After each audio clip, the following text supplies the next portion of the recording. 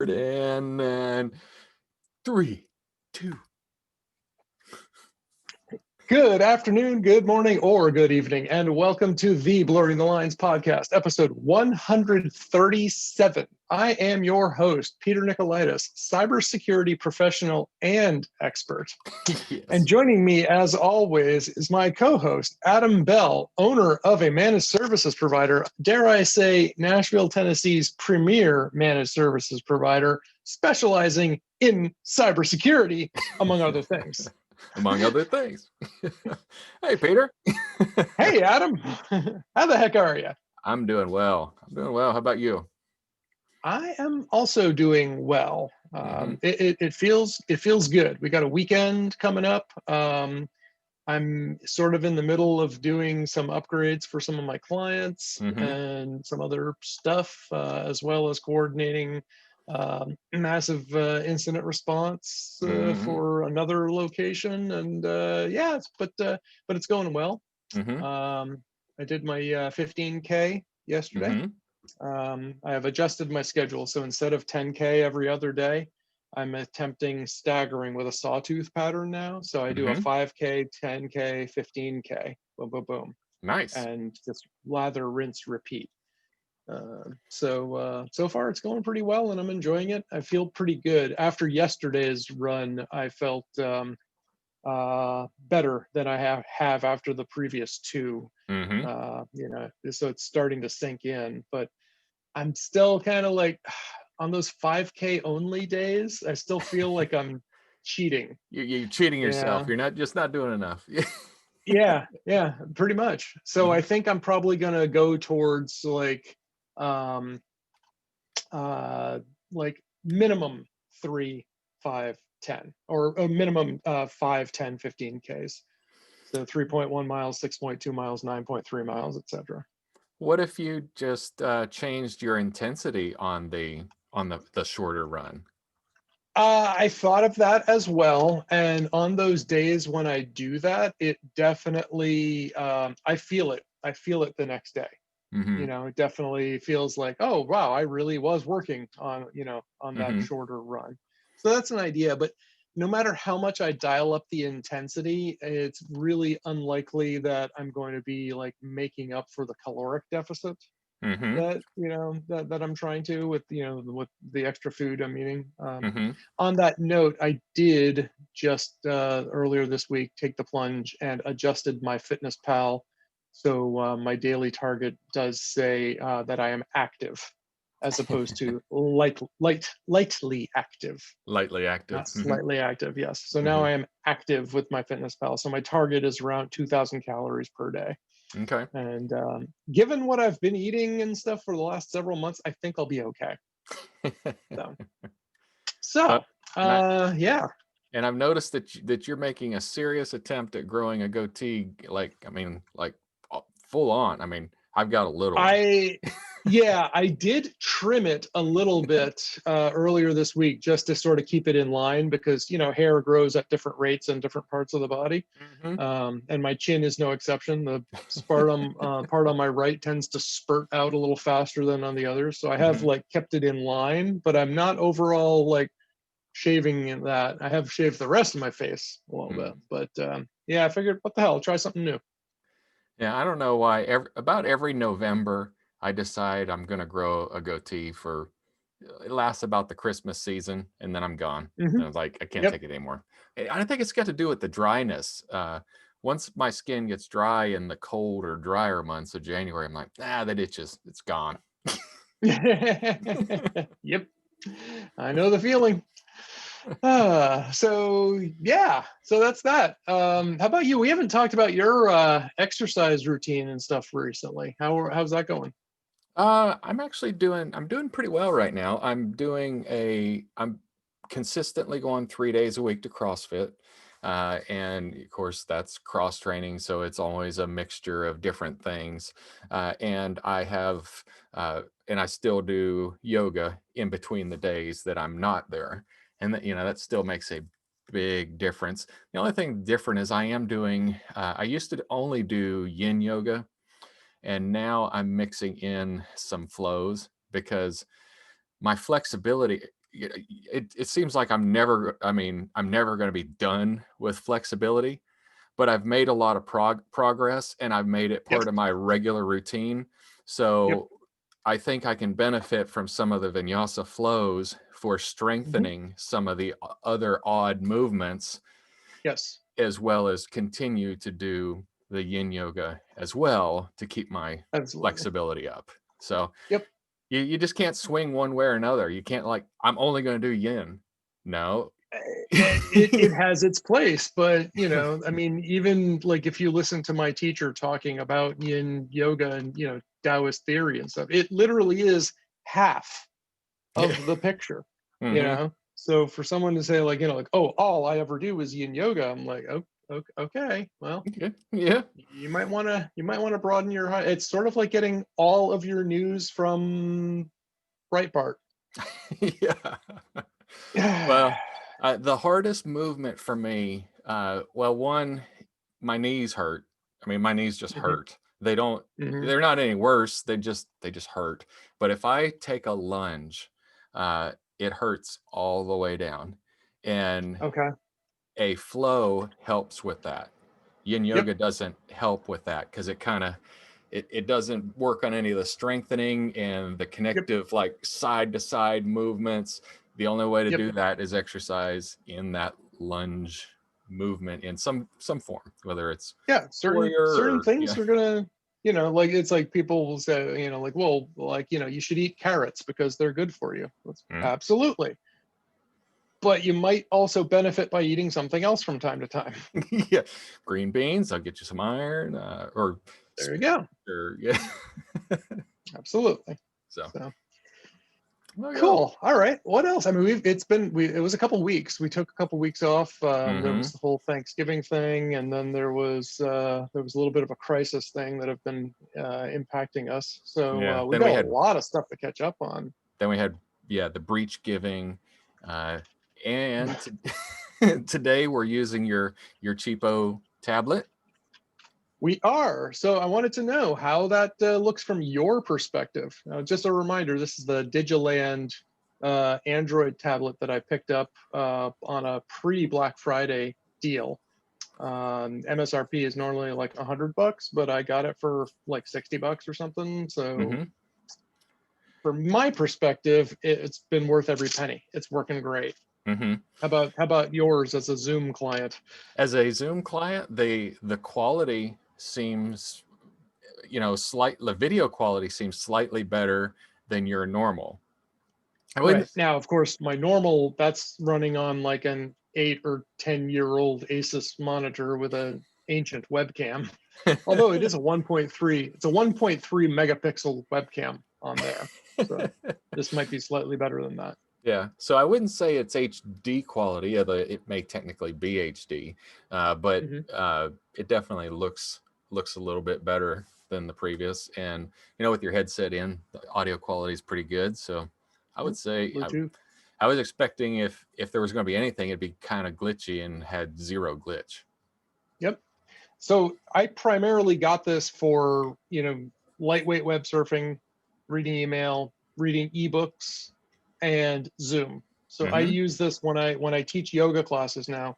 I sign on and I use my iPhone's camera for Zoom. So my students see me through that, and I Mm-hmm. leave myself up there. And then on this one, I look at the students. So Mm-hmm. that way I've got a better view of what they're doing and I can give them feedback. Mm-hmm. And I had been trying to do that with my little Kindle Fire HD 7. Mm-hmm. And this thing is so underpowered, it's terrible. It can't, it's useless when it comes to that. Mm-hmm. But you know what the Kindle Fire HD 7 is actually pretty good for? What? Video. Reading Kindle Oh, books. yeah, it's really good for reading Kindle books. Yeah, It's really good for reading Kindle books. Go figure. you imagine that. Um, imagine that. So we'll get into why. Maybe we'll get into that today because we're so far behind. But I had some digital credits left over recently because I ordered some stuff and it's like no rush shipping. Whenever I get it, I get it. Yeah. And so I had a few dollars, and so I used those to buy the collected works of Jules Verne, Charles Dickens, H.G. Wells. Yeah. and then by accident another copy of Jules Verne. Oops. So I have two copies of Jules Verne, but they were all like $1. One of the Jules Verne books was $1, the other was 49 cents. So it's not even worth my time to like try to get that back. No, So, there ought to be logic that says, "Are you sure you already own this book?" well, it wasn't the same book. There's Oh, now, okay. as these are all well into the public domain, these are just people have just packaged them up Okay. and repackaged them. So I got like complete works of Jules Verne and collected works of Jules Verne or something Oh, like okay. that. So yeah, so I have all the classics, Mm-hmm. and right now I don't know how far into, I guess not that far into Journey to the Center of the Earth, Mm-hmm. and I'm having the lady in the tube read it to me often. Mm-hmm. So there's three different ways I can do this. I can like look at it on screen, and I have a variety. I can do that on a computer, on my iPhone, on this tablet, on my Kindle, or on one of my other Kindles. Mm-hmm. I can also tell the lady in the tube, read blah, blah, blah, and she'll start picking up. Mm-hmm. And you can also, because I'm a fan of audiobooks or faux audiobooks, so you can also have Siri read to you too using the text to speech features. Mm-hmm. Um, the having the Amazon voice read is so much better than Siri. It's like night and day. The only thing I don't like is I can't adjust the pitch or the speed, Mm-hmm. which I can with Siri. But it's great. But it's funny because like every day, the first day that I start, saying reading this, she's been telling me today, for instance, there are 12 days and 12 hours left in this book. It's a long book. Yeah. So I mean, man, this guy was prolific. He had voluminous. He had time on his hands. Mm-hmm. So, yeah, that's what I'm doing. So I got some of the classics, and that's holding me over. I finish up my macroeconomics class this coming week.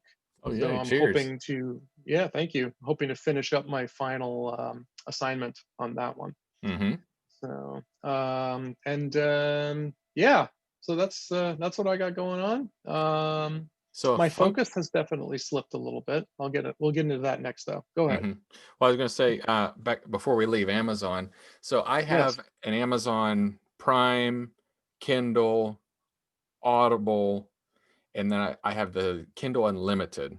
Uh, Yep. so, so one thing that I have found that I have done in the past is I have purchased a book in Audible that Yes. that I could have gotten for free in Kindle Unlimited.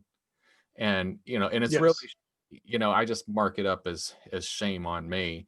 But I think, it'd be nice if the vendor who I'm paying all these tied all of these services together and they knew what I was buying. But once again, first world problem, shame on me. I should have looked in Kindle Unlimited to see if I could have read it for free.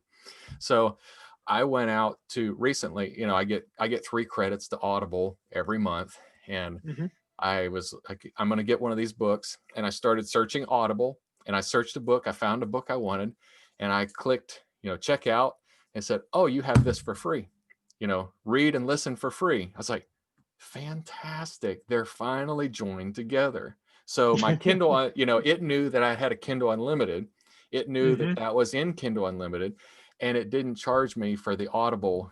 I didn't have to use one of my credits to buy Yep. that book, to listen to that book. My suspicion is what happened was they finally hit that critical mass where it was more advantageous for them to tell you than it was to deal with the hassle of all of the returns. Yeah, yeah, because I've had to return books that, well, sometimes I will. Well, and they actually make the return process pretty easy. I was expecting it to be Hmm. difficult, and Hmm. as long as it looks like, as long as you don't do it too often, it's an automatic. They just, Hmm. like, I accidentally chose an Audible book in German, uh, Hmm. and I said return, and it immediately said return accepted. There was no question. There was no, you know, Oh, well, in they that didn't. case, maybe I should try to return that. Now, how do you do that? Is that within the website or in the where do you do your return? I think that you whatever I. can do it in the Kindle device and Okay. on the website. I would say the website will have the full functionality, especially if you have to type, if you do have to type why you're returning it, Reason. Yeah. that would Yeah. be easier. But I said, Got it. I was like, oh man, I wasted a credit. It's in German. I don't read German. you know, Time to learn. I was like, why did it even show up in my list? They know I don't read German. Like they don't know Order that. details. Well, let me just take a look here. I'm looking now at the one. Blah blah blah. Price 99 cents. Yeah, I don't see an order. I don't see a return option right here in my orders summary. So I might have to. Yeah, I can view my item. I can look at order details. It doesn't say anything about a return. Mhm. Yeah. Interesting. Yeah. So maybe Yeah, I bet you'll maybe I'll find try it. it on the Kindle. Yeah. Yeah, might wait. But again, this is $1, Yeah. so It might not be worth fooling around with it. probably not And it worth a was a dollar lot that of you time. and it was a dollar that you found. Yeah, exactly, exactly. By being patient. All right. So yeah, so Amazon. Well, I guess still talking about Amazon. Um, I did a lot of Black Friday purchasing Mhm. and pre Black Friday purchasing, and then 2 days ago, post Black Friday purchasing. Okay. So how about you? Did you, make No, any purchases, anything? no, I didn't. I didn't. I'm not a very good whatever father, spouse. I hate shopping. I like Well, buying. got it. I didn't uh I didn't buy any gifts or anything. I just bought stuff for myself. Yeah. Yeah, but I hate going out there and looking for things that I might like, or buying something that I'm gonna wait for Black Friday or Cyber Monday or whatever to buy. I that just I can't get on with that. I mean, if it so happened that there was something that I went to go buy and it was on sale, cheers. But I hate shopping. Got it. All right. And I did find out apparently since I opened both of the Jules Verne's books at this point now, it's not eligible for a return. But Ah. my Charles Dickens one is. hmm So, oh well, whatever. Maybe that's Like I why. said, I guess that's why, because I didn't even open up the German version. I was like, there oh, you go. I mean, if you haven't opened it, then it makes perfect sense that they would let you take the return. yeah, So, all yeah. right. So I answered that It's not, mystery solved. yeah, it's not like Office software and like, hey, I downloaded it, copied it, activated it. Now I want to return it. Installed Mm, it, ran it for a while. yeah. Yeah. So, well, let's touch on real quick on some of the things that I did buy on Black Friday, Okay, yeah. Tell me, there and about. tell me your finds. I'll live vicariously through your finds. I bought the Arsuxo, Arsuxio winter warm-up thermal soft shell cycling jacket, windproof, waterproof bicycle MTB mountain bike clothes, 15K green sized medium. What is that? It's a jacket, It's a a, jacket. a, a biking jacket. Yeah. Okay. I have also used it on a couple of occasions for running when it's been pretty chilly outside, hmm but probably not going to continue to do that because it does overheat. Yeah. I don't know about you, but like when I'm biking, I tend to burn many fewer calories than when running. So I'm going to Mhm. use this in cooler weathers when I cycle. Right. Um, I bought a couple of pairs of pants for running. One of them won't be here until January. And the other one I returned because they were a little too tight. They didn't fit so well. hmm I bought a smart lock for my front door. Okay. One that So Amazon can now, enter? uh, theoretically they could, but I have not enabled that. But I can now say, Alexa, unlock the front door. What's your voice code for front door?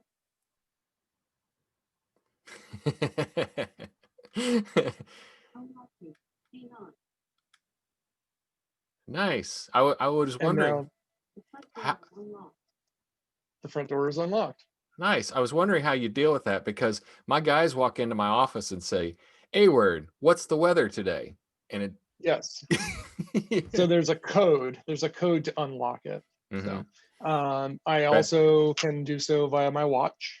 better lock it back. And well, it's already set to do that after 30 seconds on its own. Oh, nice. So yes, so it will lock itself, which is handy.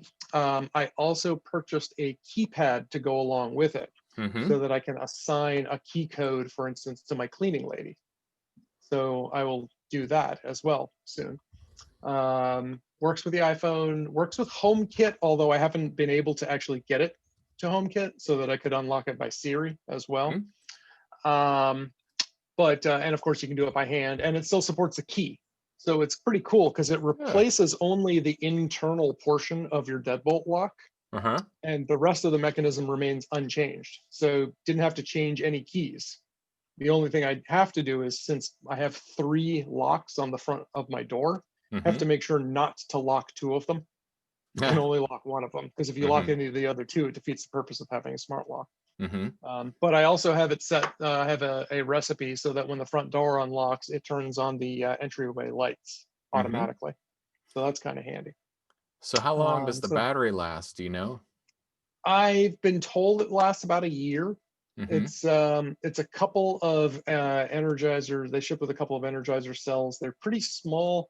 I don't remember. It's one of those non-standard size. They're not C cells. They're not A cells. There's something else in the They're like, middle. yeah, they're like a half of two A or double A's. Something like that. They're like Yeah. shorter and fatter than double A's, or Yeah, thereabouts. we use those in our garage doors or garage door Yep, openers, not that size. exactly. And smoke Same idea. detectors. Mm. Yep. So so far that's, knock on wood, that's going well. Um It did take a while to set up though. It was typical IoT initial setup thing. There Mm-hmm. was a pain to it. Like the app wouldn't connect and then it would, and then there was a firmware update available, and then couldn't connect to Wi-Fi and then it did, and a lot of back and forth. I just had to keep trying and trying, and eventually, it went through. So Mm-hmm. yay. Uh, I also bought a 1.5-liter bicycle strap-on saddlebag bike seat pack wedge pack under seat bag for cycling. All right. It'll keep some of the water off your backside too, right? A little bit, but not much. It's pretty low profile. But the reason I got that was to house my VEEAPE mini bike pump with pressure gauge, electric ball pumps with needles, 120 psi, portable wireless smart air pump, tire inflatable rechargeable battery. Oh, nice. Yes. So what this is, and the reason is that the little pack that I have, the under seat pack under my bike rack, that pack was starting to fall apart, Mm-hmm. and it was only a matter of time when stuff would start falling out the back of it, which defeats the purpose of having it. So I had to get a new one anyway, and so I got a slightly larger one, which is large enough to accommodate this fancy battery powered bike pump. Mm-hmm. Now, what's cool about it is I have used this bike pump to inflate my bike tires, my car tire, and my yoga ball and my Bosu in my Mm-hmm. gym, in my home gym. And it Nice. does them all. It Mm-hmm. also has a flashlight on it. So it's a pretty beefy lithium ion battery, about probably, well, I guess it's like 8 inches or so in height, and it's like a rectangular, not a tube, but a rectangular shaped tube kind of Mm-hmm. thing. It's a little bit loud and it's not super fast, but the other day, just to try it, like I knew one of my tires was just a little bit, a few psi off from the others. Mm-hmm. So I just turned it on, inflated it, started, set the desired pressure, and hit start, and then got in the car and just sat there while it was out there pumping the tire. Oh, that's cool. So, on a nice cold day, if I have a flat or a semi flat, it's nice to have someone else doing the hard work without me having to be sitting there going, pumping it Mm-hmm. up, outside in the freezing cold. So far that's pretty slick. Yeah. Uh, Well, I'm glad it didn't uh, have like too much. I'm glad it's a higher it supports the higher volume. Because what I was afraid might happen as you were describing it is I plugged it up to the car and then it was filling up and I heard this as it blew back out my pump. Yes, and nothing happened. So, no, it's got adjustable settings, so I should be able to use it on my road bike tire, which goes up to like 100 psi, Hmm. and on the car tires, which are like in the mid 40s to 50s on my Tesla. Have you So ever yeah, used one of those starter batteries? It's supposed to be an emergency battery that you hook up to your battery, like if your battery's dead, and I it know. will Yeah, charge it, kind of like I an iPhone. I bought one of those things, and it doesn't live up to the billing. Uh, I was able to, I've been able to get it to start a battery, but if you had a cold vehicle and a cold battery, at least the one that I got, you would be out in the cold. Your car would yeah. not start. I've never had one of those. I've had I had a jump start once or twice, and AAA came Hmm. and used one of those, so Hmm. I'm familiar with it, but I haven't used it myself. Now, I mean, because in this thing's like as small as a iPhone, so it's Hmm. really small. And Yeah. I'm thinking, how can it have enough juice to start this truck? Well, a buddy of mine, he has one of those ones that's a little bit bigger. It's like a handle held size, and it's got an air pump built into Yes. it, and a Yep. light. And the battery, I would say, is probably 4 inches tall by maybe 7 inches, and I have used that and it started my truck, but I have not used one of those little starter iPhone batteries Hmm. to have Yeah. enough just cold cranking amps to start my truck. So Yeah. That probably would not work on my car. no. Yeah, I need to charge up my car long enough to get to the next station. Ah. Yeah, probably not going to happen. Yeah. Yeah. So moving on, but wait, there's more. I also, in a fit of frustration with my wireless and my Sonos setup, Hmm. because I use AirPlay from my phone to my Sonos, which also has the Lady in the Tube functionality. Hmm. And it's always been a little bit buggy. Their implementation of the Lady in the Tube and smart, integration and AirPlay, it's never been as good as the native Amazon stuff, Hmm. right? And it's not as good as the native Apple AirPlay stuff, Hmm. which is disappointing because as far as like sound quality goes, it's amazing, except when there's wireless interference, which is also frustrating as all get out. Hmm. So I once again, a couple of weeks ago, revisited all of my Wi-Fi channels, tried to get as much as I could off the 2.4 gigahertz network onto the 5 gigahertz network, moved everything around. So my Sonos is over here, my other 2.4 Wi-Fi is over here, and Zigbee and Bluetooth are over here. So as to try to get them all to not step on each other. And I was still having problems. And then 2 nights ago, I was in the middle of dialing into a call, and everything's cutting out, and I'm like losing. I don't know what's going on. And I started persistent paying out to the internet, and I'm like losing, like a consistent works, request timed out, timeout, timeout, timeout, response, response, response, response, timeout, timeout, timeout, timeout, response, response, timeout, timeout. And I've seen this before on a number of occasions. Hmm. And it generally has come from my firewall.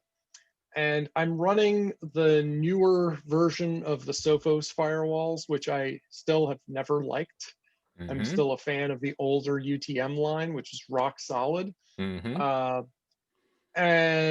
but this time it wasn't a wireless issue, it was the unit itself, because even my hardwired Ethernet connected. You may remember, like, I ran an Ethernet cable through 4 floors of my house Yeah. to get around this problem. Well, Hmm. still having the problem. So I said, okay, I don't manage any of these. I don't need to use the latest version. There's no incentive for me to do so anymore. So I'll probably ratchet it back down to UTM. But while Hmm. I'm at it, you know what? I'm going to check. And this was 2 days ago. Sure enough, there is still a Black Friday deal on the Eero wireless.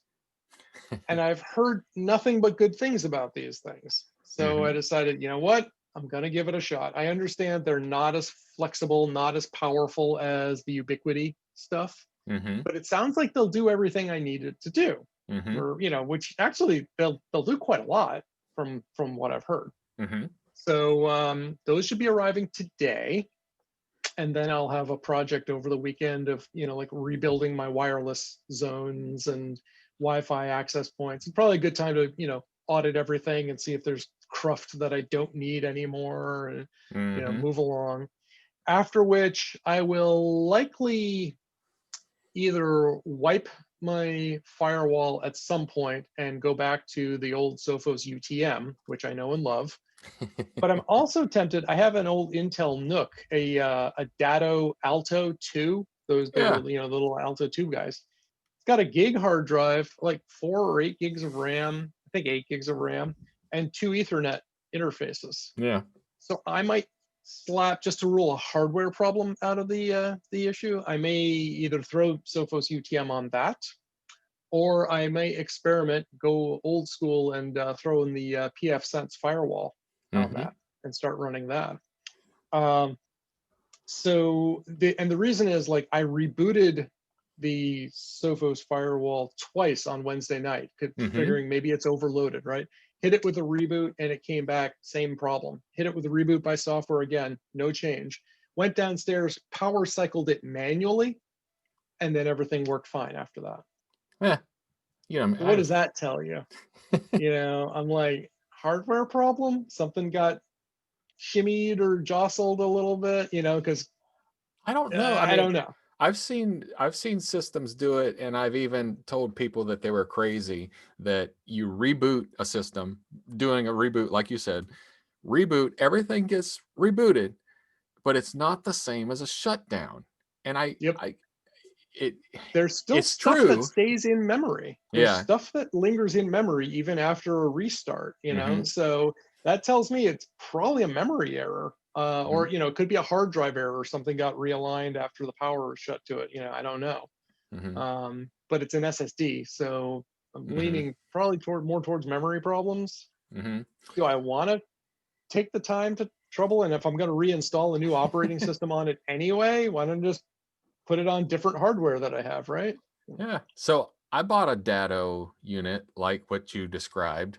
It Mm-hmm. wasn't Intel. It wasn't a Nook. It was another brand that they Yep. rebranded. But Yep. just like the same small form factor, Yep. and I rebuilt it with Windows 10 on it, and Yep. put it in a client's office and used it as a backup server, and it had a catastrophic failure Great. when somebody poured their coffee through it. So Oh, be you didn't explain that this wasn't a coffee filter? this was not a coffee filter. No, so shame on me. So keep that in mind. If you rebuild yours, don't try to pour coffee through it, because it doesn't. Got it. It won't take it. Noted. It doesn't say that anywhere on the label that you shouldn't do that. So I'm giving you the heads up. Thank you. Thank you very much. All right, moving on. I bought a West Biking Night Running Lights USB rechargeable chest light with 90-degree adjustable beam angle, 500 lumens, waterproof, ultra bright safety warning lamp with reflective straps for runner jogger camping. Sounds like you look like Iron Man. Exactly. It's like the Iron Man unibeam right in my chest, Yeah. which is exactly what I wanted, because whether I'm riding my bike or I'm running, I can't stand having lights on my head Mm-hmm. because they bounce around constantly. Mm-hmm. So and I've used it one time and it works well. I had it on, I just needed to be seen, not to see. So I had it on the lowest setting, but I'm going out again tonight with friends, probably around 6 o'clock. It'll definitely be dark at that Oh yeah. point. We're going to go out in the trails. So yeah, I got that. It was $20. It's back up to $23 now. So I saved a few dollars there. It fits well. They say it's good for like 500 charge and recharge cycles. So we'll see. But I mean, for that price, it's Mm-hmm. not terrible. So yeah, and it was pretty comfortable. So I'm looking forward to using that. Mm-hmm. And then the last thing I told you, I said I bought the Eros, and they're still on sale now. I got the Wi-Fi 6 versions, so the latest and greatest Wi-Fi, which should serve me well for years to come. Mm-hmm. And I bought two because they said the 3-pack is good for like 5,000 square feet. My condo's not that big. Yeah. So this one's supposed to be for like 3,000 square feet, and my condo's under 2, so I should be Mm-hmm. fine. But the latest that I just picked up, and this was not a Black Friday deal, I bought the Comply Premium Earphone Tips compatible with Apple AirPods Pro.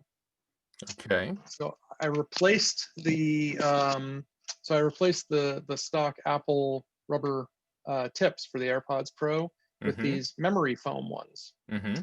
And of course, I'm not wearing them right now because my AirPods I've not paired with my El Cheapo Android tablet. This is my Jabra. But they definitely stay in my ear better. Mm-hmm. And after time, like I had them on for a call this morning for like an hour or so, didn't have to adjust them. So I might, I think I'm hoping this is the way to go. Mm-hmm. Maybe I'll even be able to take the AirPods out for a run sometime. I don't know. Mm-hmm. I don't know if I want to bother pushing my luck because I have 2 sets of the Jabras just for that now, so I don't need it. Yeah. Um, it's Well, and actually kind of funny. they're a little bit more But sweat proof though, aren't they, than the iPods too? exactly.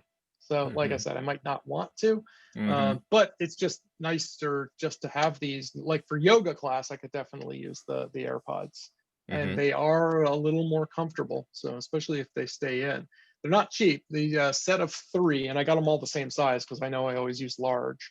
So there's $25 for a set of 3, Oh. but compared to others, like I paid, like $12 for a set of 3, but they were all different sizes. So Mm-hmm. essentially, I paid $12 for one versus $25 for 3. Yeah. Am I going to use all 3? I don't know, but Mm-hmm. at least now I've got spares, so I don't feel so bad about dropping one down the heat vent like I did a couple of months ago. Whoops. And that's pretty much it. I ordered one other thing, but it hasn't actually shipped yet, and maybe the order is lost and they don't know where it is, so I won't bother talking about that. So that was my trip through Black Friday. I hope you enjoyed it vicariously. Yes. Yeah, I didn't quite get in trouble, but I was flirting with the edge of it. We went Christmas tree shopping week before last. So right at Thanksgiving weekend. And we went there and we're looking at these we were looking for a possible Christmas tree that's in a pot so that we could use it as a Christmas tree and then turn around and plant it, rather than just cutting it, throwing it away. Hmm. Well, we got there and they weren't the type of tree that I would want. They weren't a spruce or whatever. They were a type of cedar. The leaves are not, I mean, they're not needles. They're that kind Right. of cedar leaf that, I don't know how to best describe it, but it almost looks like an underwater plant more so than a Hmm. than a tree.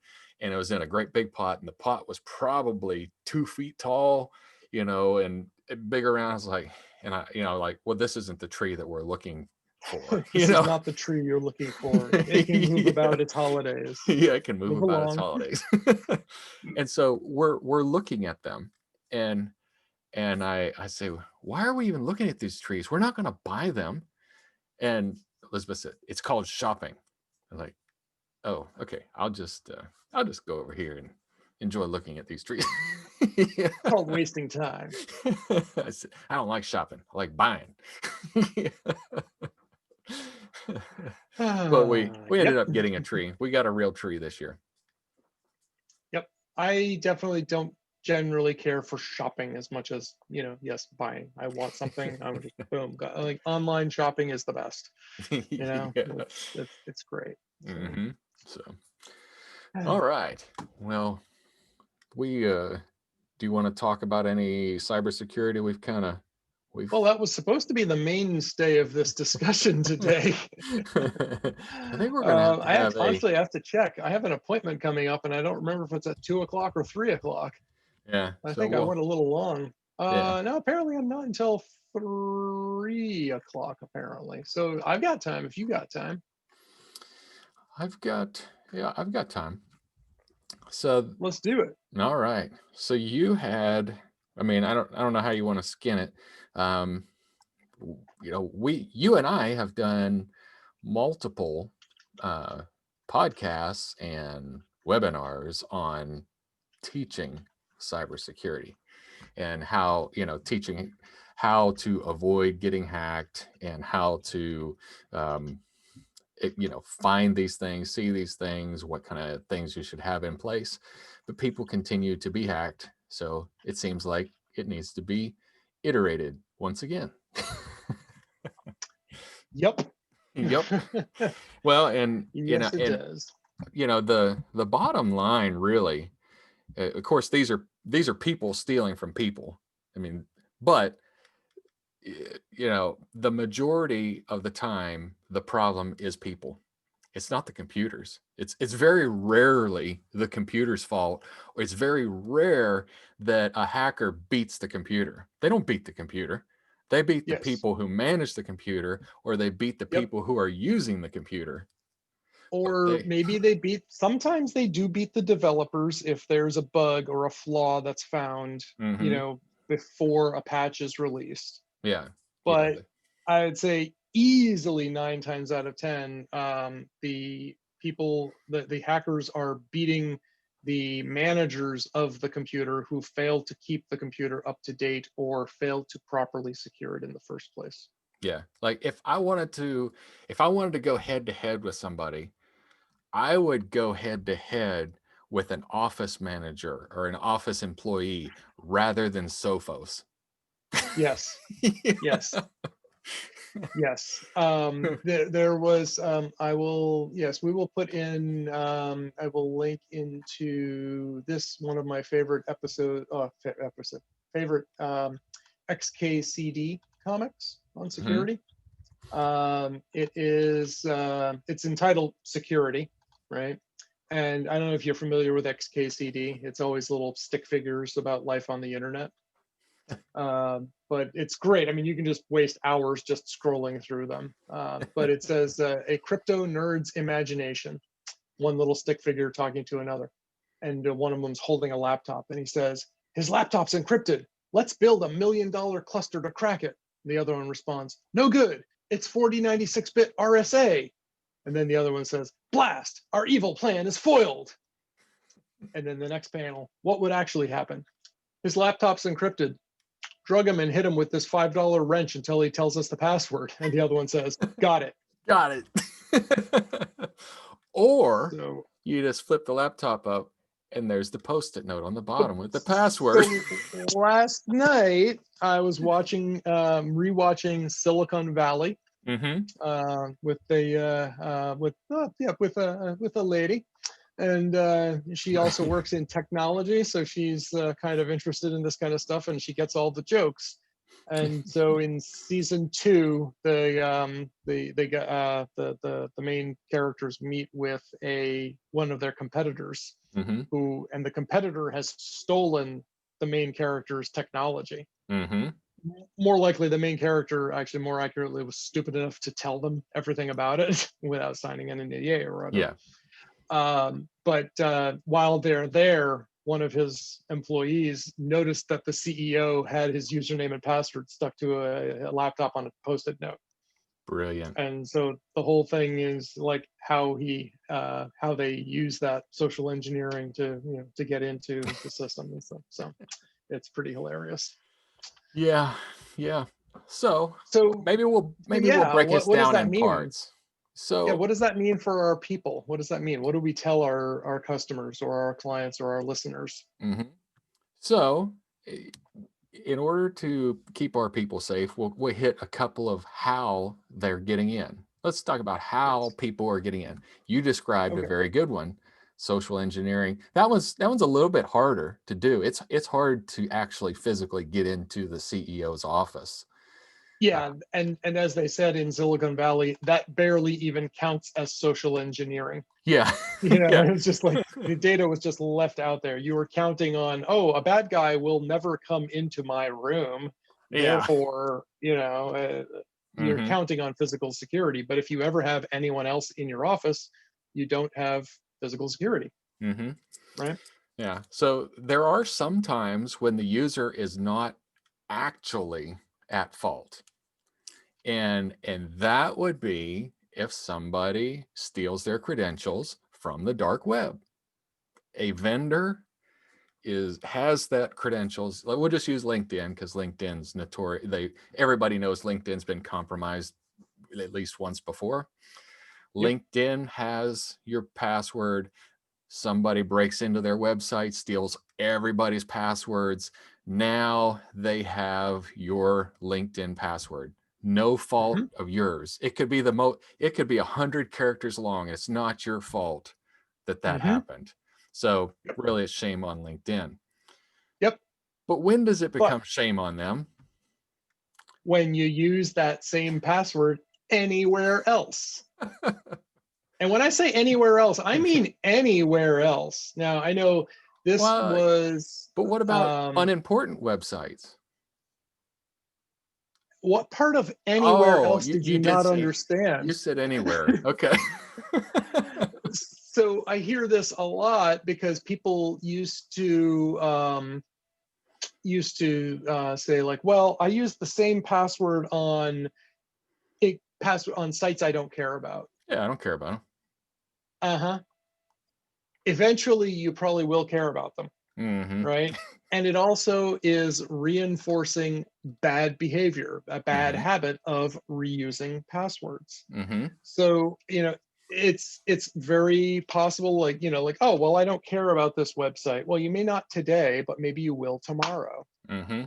Or, maybe that password, that website will get acquired and two companies will merge, and that password will then suddenly be owned by a more important service that you do use, and you can use the same one, or like, and then, another example would be like, well, I don't care about my Facebook password. Hmm. But then Facebook rolls out this feature down the road saying log in with Facebook, and you choose that feature to access a service that you do care about, and Hmm. now suddenly you are using a password you don't care about across multiple features for something you do care about, right? It's just Hmm. not a good idea. It just don't do it. Use a password manager. And I can't believe, I hear all the excuses why people don't want to use a password manager. And most of them are complete malarkey. Hmm. Like you would hear, like, some people will, some security experts or paranoid folks will make a valid argument for not wanting to give all of their credentials, trusting some other cloud provider to store it. Yeah. We can have that debate.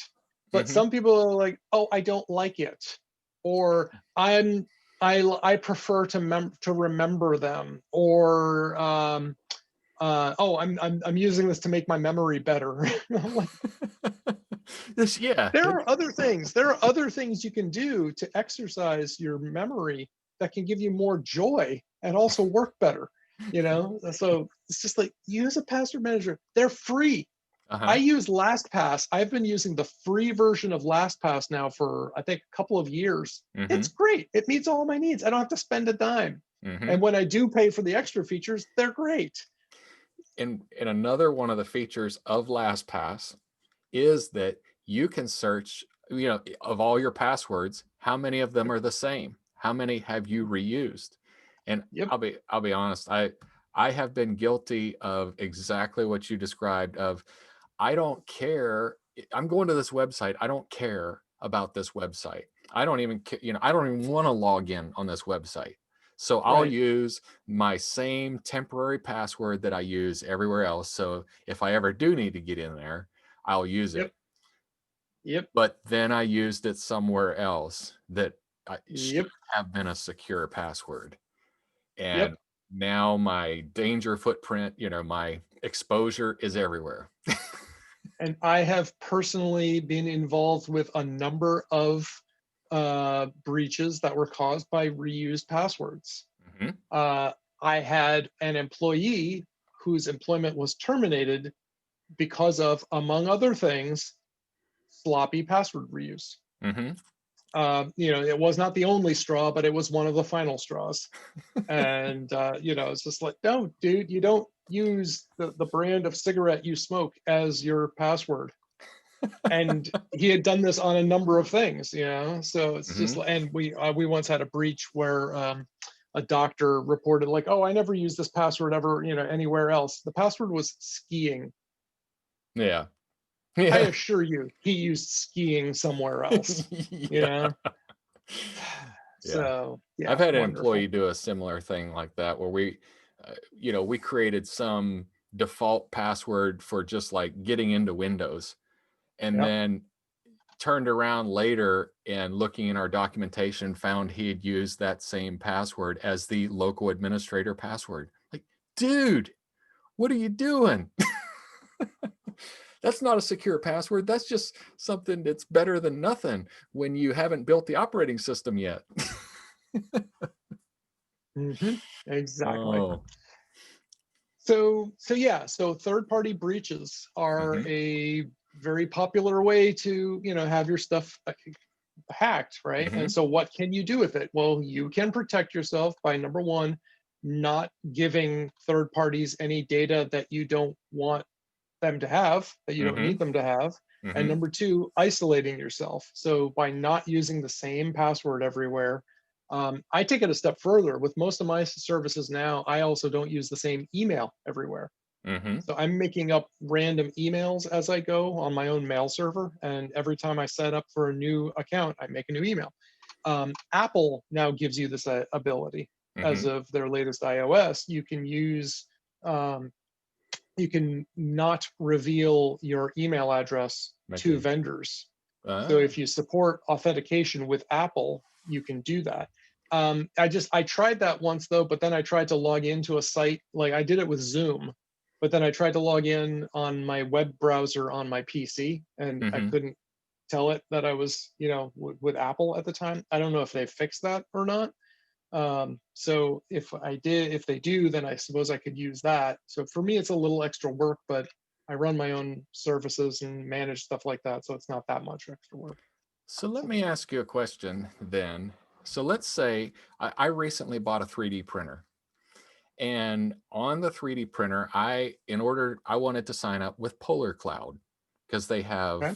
lots of, things out there that I could download and print to the printer as well as manage the Yep. printer from there. And Okay. they had no method for using their own username and password. They used Google. Okay. So I did not want to use my Sublime email address as Mm-hmm. my authenticator to log in because Mm-hmm. my concern was now I would be giving one of my most important username and passwords access to my Google account. Well, you shouldn't necessarily need to. It depends. Now, I've seen companies use like Google for authentication. Mhm. The proper way to do it is using OAuth, where Mhm. they just go back to Google and say, "Hey, authorize this person." But I've seen places just verify your email address and then still make you set up a new password using that email address. I Okay. forget which I don't remember. It wasn't my Fitness Pal, but it was another fitness related site, and Mhm. it drove. I was mad as like I went through this hassle. It was like, okay, yes, I gave them my Gmail address because I thought I was going to be authenticating with that, and like in Mhm. the end, they're like, oh, okay, thanks for authenticating with Google. Now set up your account using your Google email address. I was like, Ah. son of a b. So Um, is it safe to do something like that? I mean, how would you know that if you're they if don't get you're your password? Okay, so if you're actually using Google for authentication, when you go to log in for real, you are looking at a Google page. Now you have to look carefully to Mhm. make sure that you're actually at a Google URL, because it's very Mhm. easy to spoof that and Mhm. make you go to, goggle.com Mhm. and make it look like you're at a Google page. So, but when done right, it is safe, but it's easy for the uninitiated to click something they don't understand, and they're Mm-hmm. just, the next thing you know, there's, yeah, sure, just type in here's my username and password. Yeah. So relatively, is it safe when done right? If you know what you're doing, yes, it's safe. Mm-hmm. A lot of developers don't do it right, and most users don't know what they're doing. So I was So paranoid, and I just went and created a whole new Gmail account that's just the safest. for that. And I'm like, you know what? If I need to use this Gmail account for Google authentications, I will do that, because I don't use it for email. The only thing I'm Yep, using it is to be able to log into my 3D printer. there you go. That's it. So, well, yeah, I I think it probably is safe if it's done properly. My concern is I've known a lot of software developers, and they're more focused on making the software work right than they are securing it. Operations trumps security in almost every environment. You know, that's just the way it is, right? Hmm. Because if you, they're like, well, what if we have a breach? Well, if we have, okay, so if we have a breach, that'll be bad. But if we're not running at all, isn't that the same as, if not worse than having a breach? Right. So, you know, so Uh-huh. it's a trade-off. It's a trade-off. It really Hmm. is. Yeah. So how else are people getting in? Well, the good the good old trick is kind of a combination of spam, email phishing, and getting Email phishing. what you described of getting somebody to click on something that looks like your Google login or your Yep. Facebook login or your Yep. it's not Insta. Yeah. Yeah. Instagram, Instacart, Insta pwned. Snapchat or whatever, and it seems like local news websites are the worst because they sell advertisements on their feed, and people will buy that, and then they'll turn around and either get hacked or actually buy space on there. And you click on Yep. you get there in a link, and then all of a sudden it pops up, you get flashing red, you've been hacked, or you've been kicked out, enter your Microsoft password so that we can fix this for you. And then you enter in your Microsoft password, and they say, oh good, we're all good now, thank you. Well, heck, we could give you a call and check on your computer, see if it's working well. And for a mere $440 a year, we'll fix it for you. Yeah, we'll be happy to do it, but if you don't Yeah. want to, it's okay. So, but yeah, tricking somebody into entering their credentials, uh Uh-huh. and Phishing. phishing. And I mean, That is by far the most popular method these days. I had a client that emailed and said, I clicked, he forwarded the email that he got, which I always, I so appreciate that you got a bad email. And so you disseminate it to my entire team. And Yes, everyone should have a copy of it. everyone should have a copy of it. He says, I clicked this link, but I immediately closed it. So I should be okay.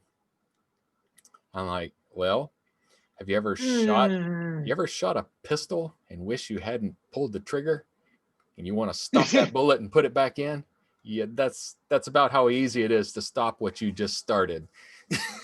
Fortunately, in this case, it was a website trying to trick him into entering credentials, and he never entered his credentials, so he didn't get anywhere. But it could have easily been, you click it, the trigger is pulled, the bullet is shot, your computer is Yes. responding to whatever that thing asked for.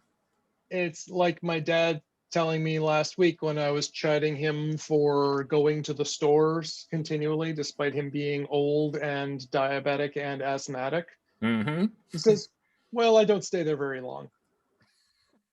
Like, yeah, you know how long COVID needs to kill you? Yeah, it needs that much to infect you, that much Uh-huh. time. So unless you're staying there less than that, you're staying there too long. Yeah. Did you wear your hazmat suit where there were nothing? I mean, because that'd be all right Yeah, if you put on your yeah, hazmat. yeah, sure, sure, absolutely. So The respirator. email phishing. So what's the difference in phishing and then just a spam, plain old spam? Spam is, the way I explain it to people who don't know the difference is, spam is that Walmart or Target flyer that you get in the mail that you didn't ask for. Mm-hmm. and phishing is a letter laced with anthrax. There you go. Do you know the difference now? Got it. You know, Or hope I don't have phishing it. is trying to hurt you. It's Mm-hmm. trying to get you to do something that is not in your best interests. Mm-hmm. Spam's trying to get you to buy something. Yeah. You Yeah. know, that's it. Mm-hmm.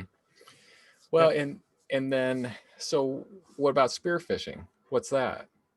Spear phishing is really, it's just phishing, but it's targeted, Mm-hmm. right? So phishing is just, you can send the same form letter. It's just like same old marketing, whatever. You change the to field and you send the same template.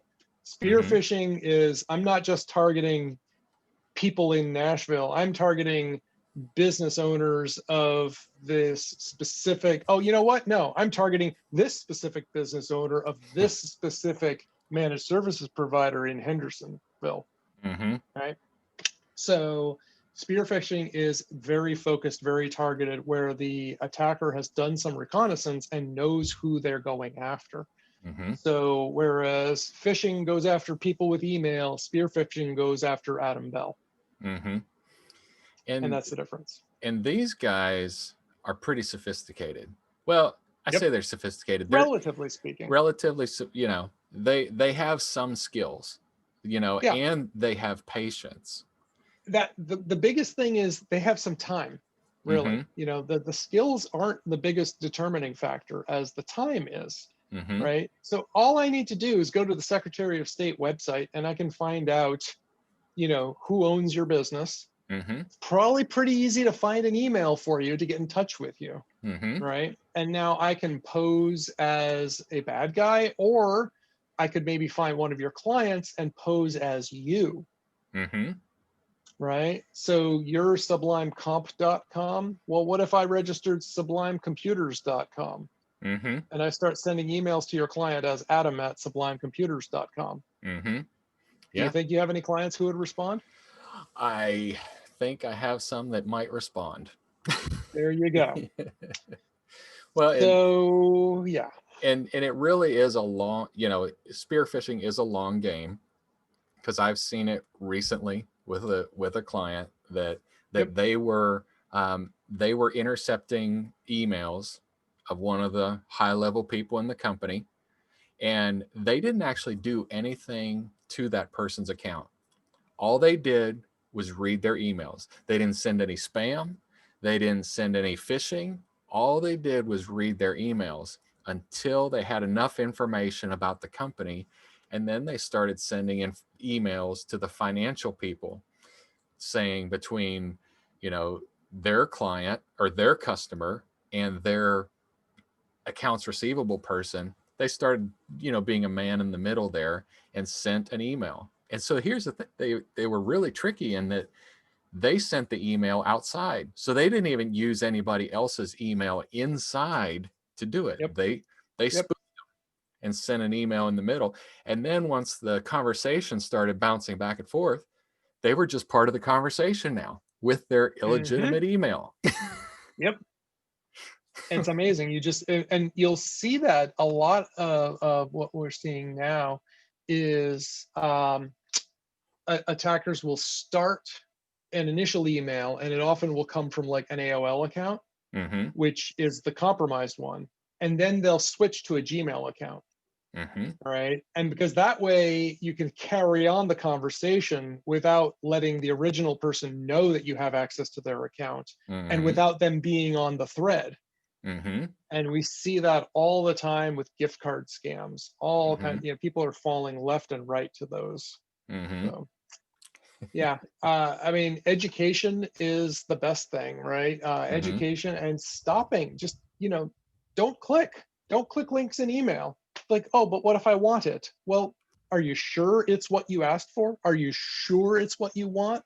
Are you Yeah. sure it came from the actual intended person, not just their account? Mm-hmm. Right? Because accounts get compromised, Mm-hmm. right?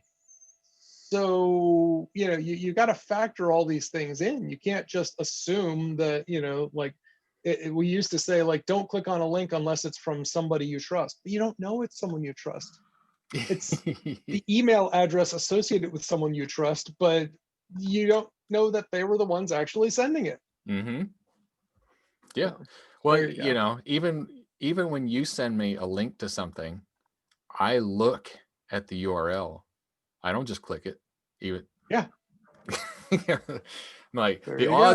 the odds of you being compromised are very, very low. But I still look every time. Safer that way, you Uh-huh. know? Yeah. And mobile devices, mobile operating systems are not helping because they're doing all they can to like obscure all the specifics. Mm-hmm. So you don't see the URL. I mean, let's be honest, most people don't even look at the URL, so I guess it doesn't really matter. Yeah. But Well, if you are interested in taking security into your own hands, you can't even do that now. mm-hmm. It makes it's a lot harder. If I send you a link on your iPhone and you want to get it, it's harder for you to get that link and dissect it and get it into a form where you can take it apart and verify it. Mm-hmm. Yep. Oh So, do we boy. want to talk how we can help, or do you want to talk about save it for next time? I was going to say, why don't we, now that we've scared the living, bejesus out of folks, let's tell them how to fix it next week. Yeah. You got to A tune back two-parter. in. We haven't had a two-parter in a long time, too. Yeah. All right, cool. So I will go so far as to say that my Digiland tablet that we've linked to, I will call that my Nifty for this week. It is It's nifty. It nifty. has made the grade, and I like it. I have no intention of returning it. I'm going to keep it. It's Very nifty. good. Nifty. All right. So I brought us in. Why don't you take us out? Okay, then I will do that. Uh, Dear listener, we do want your feedback. If you'd like to discuss a particular topic or you have some questions about our cybersecurity discussion today and you would like to contradict, confirm, or add to the discussion, then drop us a line at www.blurringthelinespodcast.com. There's a contact us form. Every once in a while we get spam from there, but we'd like to get real email from you. You can find out more from us at our websites at paradigmcc.com and yogawithpeter.com, or you can find me at sublimecomp.com. And I think it's time to hit the big red Big red button. button.